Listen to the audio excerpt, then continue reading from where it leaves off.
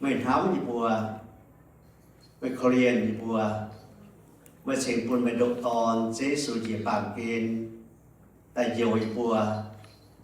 sẽ tôi im hoi đi chẳng à bây bùa im hoi im cổ im phát mà cuốn chết hùng bền như xin bền như bền nhau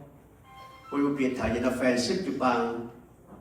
rồi chân ở bảo dung rồi cái hải chơi nhiệt độ yếm nhũ nhủ yếm in hồi rồi nhiều quỷ mình chiếu thì hù thám như một buồn mày độ toàn Yesu xuất sẽ quỷ chiều như truy miên y dạy với tự yếm hoàng xuất giang tài yêu quán dành theo lồng dành chát sẽ một chất hù lên trên giảng địa ổ cho đến ai chiếu ạ về thành chiếc quỷ bùa làng hay thành tu làng và chất hù quỷ bùa hay thành tu bùa mà on hiệu quản yếm y xin y chín nhị triệu phải y chín nó làm nhàng ta thấy chả na y bữa tụi nhị triệu nhàng y nhàng y bữa tụi chuẩn thấy nó phải sức chụp bằng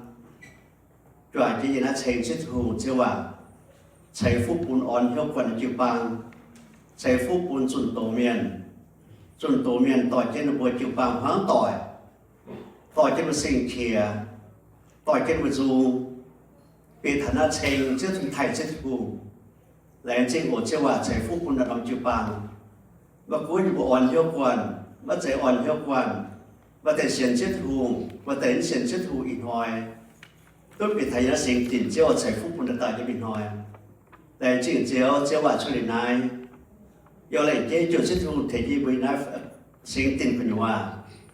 tôi bây hãy tạo quân xin mai bè mà chế nhiều quả nó chế hòa thành cái bùa quân xin hoàng sángยังอยู่ไปออนเชิงจิตหู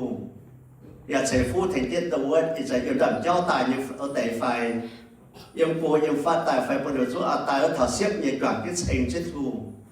อยากต้องหายจิตหูให้โตอยากถึงจิตเตามียังอินหัวจับเดียอยู่อินน้ำโฉบบนจิตหูโถเจ้าต่อยบัวตากอบคอยไปเต้เจสุกีตัวจะบัวเอเมนYesuอันนี้หายบัวYesuกับชุดตะนออีจันบัวWe're so glad that all of you guys could join us. Let us please stand for worship. Okay?